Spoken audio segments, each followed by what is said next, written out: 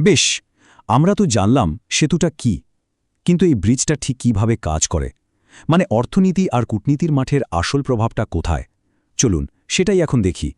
সবার আগে আসি ইকোনমিক কানেকশনের কথায়, সোজা বাংলায় টাকা পয়সার সম্পর্ক, মানে ট্রেড আর ইনভেস্টমেন্ট। এই চার্টটা দেখলেই ব্যাপারটা পরিষ্কার হয়ে যাবে। যুক্তরাজ্য কিন্তু বাংলাদেশের জন্য খুবই বড় একটা অর্থনৈতিক পার্টনার।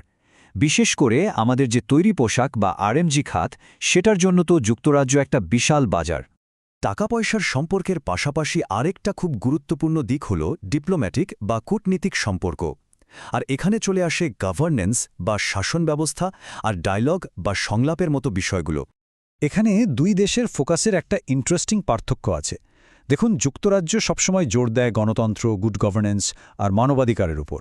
অন্যদিকে বাংলাদেশ আবার নিজেদের জাতীয় সার্বভৌমত্বের ব্যাপারে খুব সংবেদনশীল। তো এই দুই ভিন্ন অ্যাপ্রোচের কারণে মাঝে মাঝে কিছুটা কূটনৈতিক টানাপোড়েনও তৈরি হয়।